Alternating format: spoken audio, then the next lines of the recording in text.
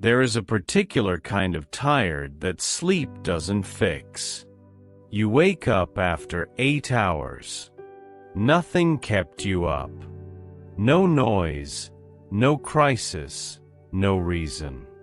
And yet the fog is still there, sitting behind your eyes, waiting for you to notice it again the moment you stop being distracted by getting dressed, making coffee, checking the time. Maybe you gave yourself a full weekend. No obligations, no deadlines, no one asking anything of you. 2 days where, by every reasonable definition, you did nothing. You expected to come back on Monday lighter. Instead, you came back the same, sometimes heavier, as if the stillness itself had a weight to it. This is the part almost nobody explains to you. Rest, as most people define it, is a measurement of the body. Lying down. Not moving. Eyes closed, or a screen dimmed, or a weekend with an empty calendar. By every physical definition available to you, you rested. But something else in you didn't. For a long time, the working assumption was simple: stop the activity, and the tiredness stops with it. Turn off the body, and the mind follows along, obediently, like a light switched off in the same motion as a door closing. It's a clean idea. It also happens to be incomplete, and the gap between the two is where a specific, quiet kind of suffering lives. The suffering of doing everything right, and still not feeling recovered. Because the mind doesn't run on the same clock as the body. It has its own kind of fuel, its own kind of fatigue, and, as it turns out, its own definition of what actually counts as recovery. Sleep repairs the body with a thoroughness that's easy to take for granted. But sleep and mental rest are not the same event happening at the same time. One can succeed while the other quietly fails. And when that difference goes unrecognized, people don't just feel tired. They start to feel confused by their own tiredness, searching for a cause that should be there and isn't. More sleep doesn't fix it. A vacation sometimes doesn't fix it. The frustration compounds, because the standard explanation, "you didn't rest enough," stops making sense against the evidence of your own life. To understand why sleep alone isn't enough, we have to look at what the mind is actually spending its energy on all day, in ways that never show up on any obvious ledger, and what happens the moment that particular resource runs dry.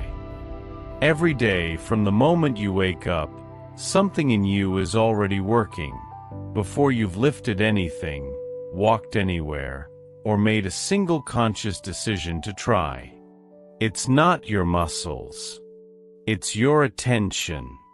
Researchers in cognitive psychology draw a distinction between two kinds of focus.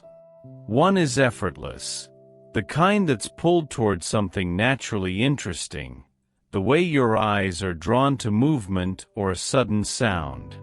The other is effortful. It's called directed attention, and it's the kind you use to concentrate on something that does not naturally hold your interest, while actively pushing away everything that would rather have your attention instead. Finishing a report while your phone lights up beside you. Sitting through a meeting that's dragging past the point of usefulness. Driving in heavy traffic while ignoring a text you already know is waiting. None of these are physically demanding in any way you could point to. All of them, quietly and continuously, cost you something real. High voltage here is the part that reframes everything that follows. Directed attention isn't just effort in the moment.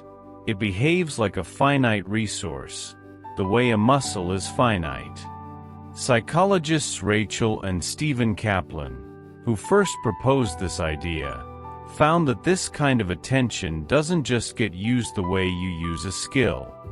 It depletes, the way a battery depletes. And once it depletes, the signs are remarkably consistent across people. Irritability that has no clear trigger, difficulty concentrating even on things you normally find easy, a shorter fuse than usual, decisions that suddenly feel heavier than they should. This is called directed attention fatigue. It is not a character flaw, and it is not a discipline problem. It is closer to what happens when a phone battery drops below 10%. The phone isn't broken. It's simply spent, and it will behave differently until it's recharged. What makes modern daily life especially punishing here is not the intensity of any single task. It's the shape of the demand. This isn't one long task you finish and then rest from, the way physical labor might end with a clear stopping point. It's hundreds of small demands, stacked without meaningful gaps between them. A notification, a decision, a reply, a scroll, another decision, another notification, each one asking for the exact same limited resource, for most of your waking hours, with almost no built-in recovery in between. Researchers who study this note that people living in dense, stimulus-heavy environments are considered especially exposed to this kind of fatigue, precisely because there's rarely a stretch of the day that doesn't ask something of this system. By evening, the depletion you feel isn't a mood you talked yourself into. It's a resource you measurably ran out of, the same way a muscle that's been used all day has less to give by nightfall. Except this fatigue doesn't show up in your arms or your legs. It shows up in your patience, your focus, and your ability to make one more decision without it feeling disproportionately hard. Which raises the obvious next question. If attention drains like this over the course of a day, what is supposed to refill it? The intuitive answer is rest. Stillness. Time with nothing demanded of you. But there's a complication in that answer, because the part of your brain that switches on the moment you finally do stop isn't nearly as restful as it looks from the outside. Here is where the story stops being simple. When you stop actively focusing on a task, when you lie down, stare at the ceiling, or let your mind wander on a walk with nowhere in particular to be, your brain does not go quiet. A specific network of brain regions becomes more active, not less. Neuroscientists call it the default mode network, and it switches on almost precisely at the moment directed attention switches off, like two systems trading shifts.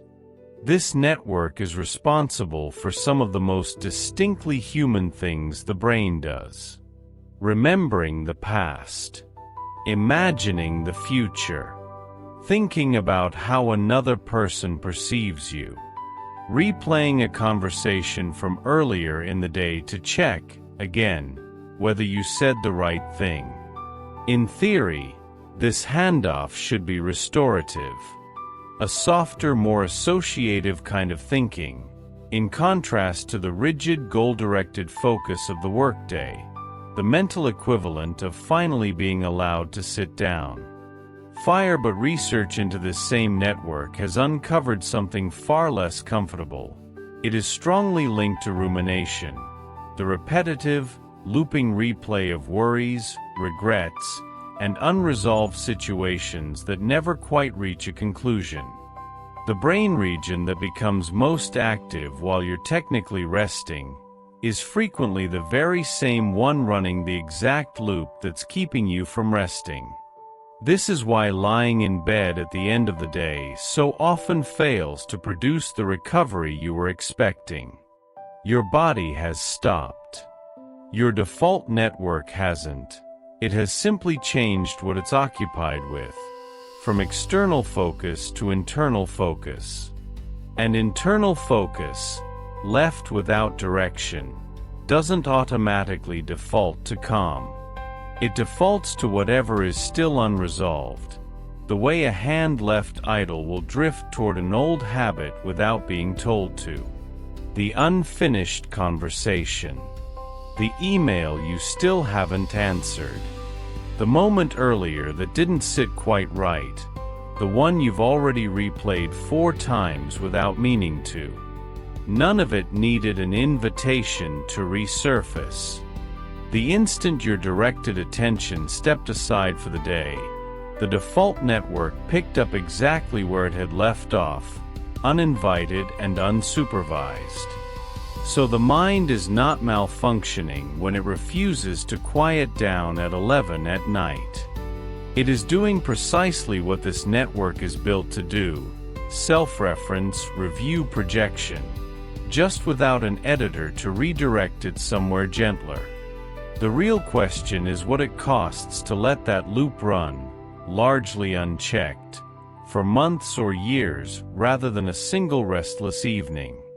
And that particular answer isn't found in how tired you feel the next morning. It's found in something more physical, in what's measurably happening inside the brain over time, underneath the feeling entirely. Underneath both of these systems, the depleting attention and the looping self-focus, sits a third layer, older and more physical than either of them: the body's stress response. Its original design is simple, and for most of human history, genuinely useful. Detect a threat. Release stress hormones. Respond to the threat. Return to baseline once it has passed. Alarm, action, resolution. A clean loop with a defined end. The problem is what counts as a threat now. An unread message from a colleague you're not looking forward to hearing from. A browser tab you've left open for 3 days because dealing with it feels worse than ignoring it.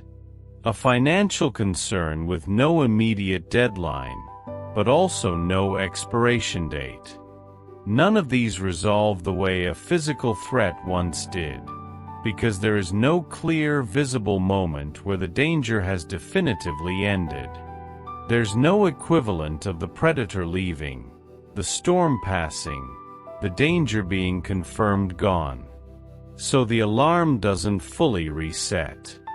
It idles, quietly, in the background, whether or not you're consciously thinking about whatever triggered it. This idling state has a real name in stress physiology: a chronic, low-grade activation that never returns cleanly to its original baseline. Cortisol and related stress chemistry stay elevated at low levels for far longer than any single stressor would justify on its own, not because one event was catastrophic, but because the next small stressor arrives before the last one has actually finished resolving. The system never gets the uninterrupted stretch of all clear it was designed around. This is the layer that finally explains why a mind can feel tired even during moments that look calm from the outside. A quiet evening, a slow Sunday, a meal with no urgency attached to it. The alarm system in those moments isn't necessarily reacting to anything happening right now.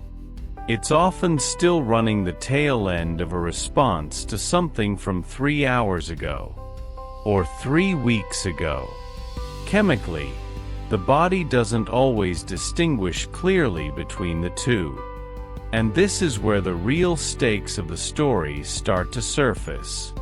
If this idling state runs occasionally, a hard week, a difficult month, it resolves eventually on its own.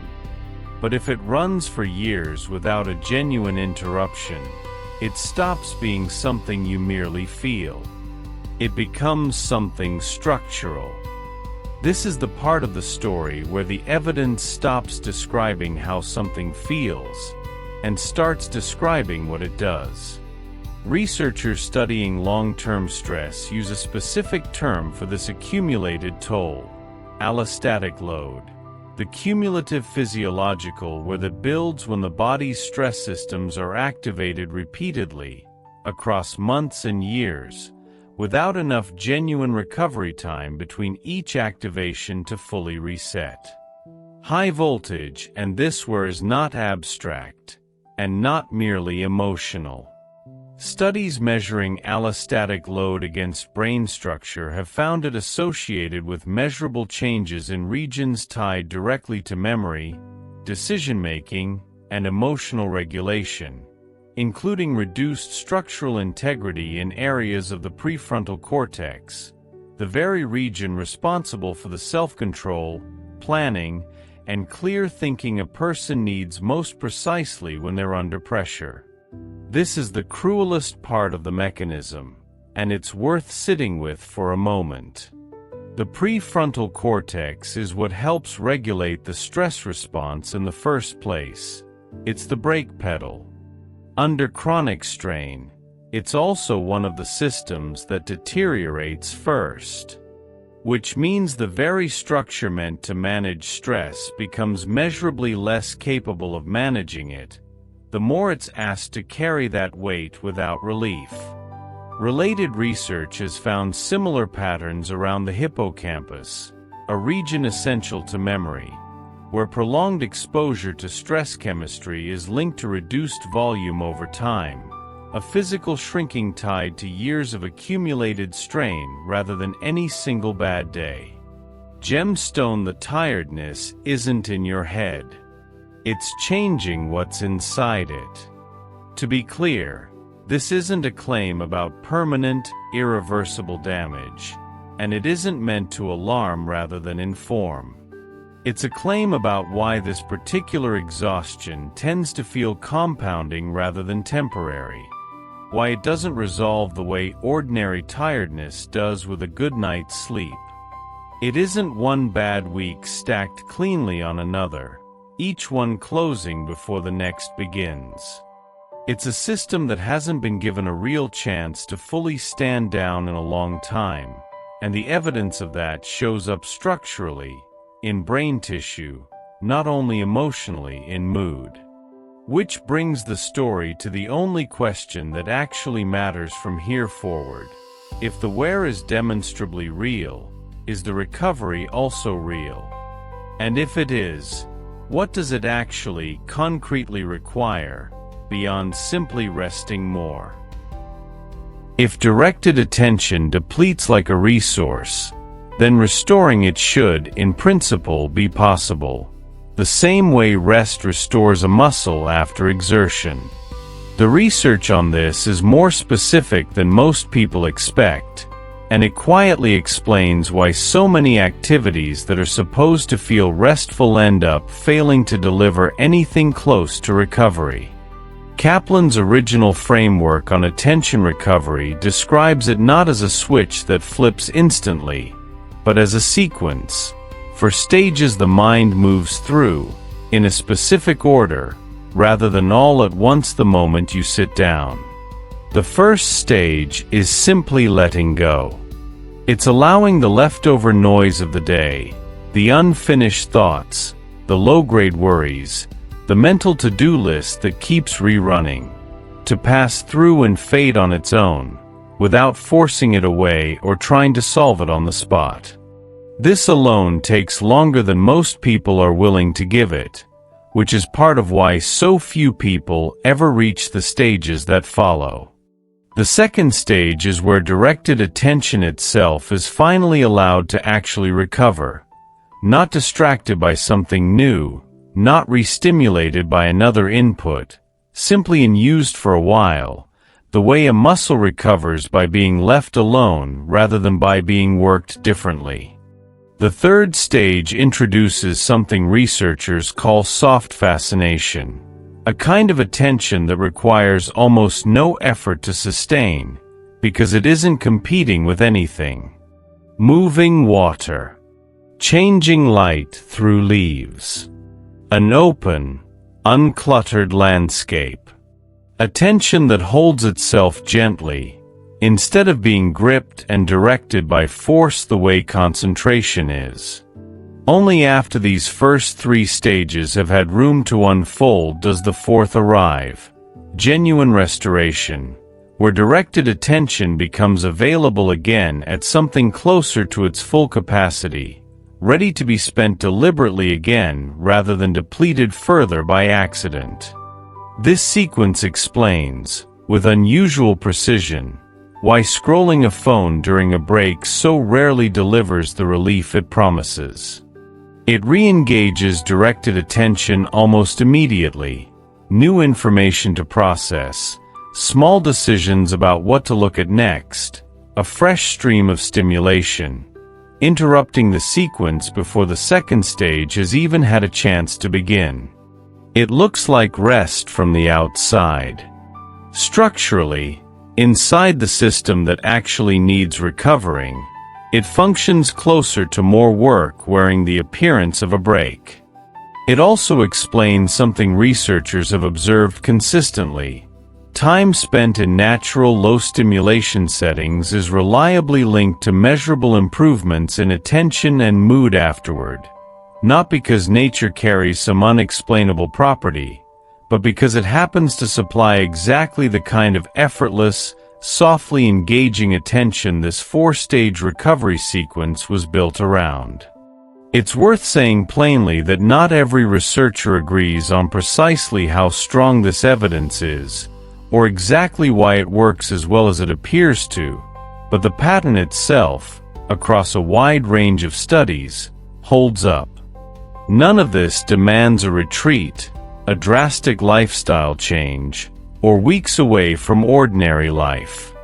It demands recognizing that recovery is a process the mind needs to move through in order, not an outcome that arrives automatically the moment activity stops, and protecting the conditions that actually let that process complete, instead of interrupting it at the first stage without realizing it. None of this was ever a personal failure. The mind wasn't broken when it refused to switch off at the end of a long day. It wasn't a discipline problem, or a sign that you don't know how to relax, or evidence that something is uniquely wrong with you compared to everyone else who seems to unwind just fine. It was doing exactly what three real overlapping systems are built to do: a directed attention system with a hard limit, a self-referential network that fills any available silence with unfinished business, and a stress response that keeps idling long after the moment that originally triggered it has passed and been forgotten by the conscious mind, if not by the body. Understood this way, the fatigue stops being confusing. It becomes legible, predictable even, something with an actual mechanism behind it, traceable step by step, rather than a vague mystery about willpower or resilience that only seems to afflict you. Gemstone, the mind was never built to switch off. It was built to be led somewhere quieter, deliberately in stages, not by accident and not by simply stopping. That distinction changes what a day off is actually for. Not the mere absence of activity, a calendar with nothing on it.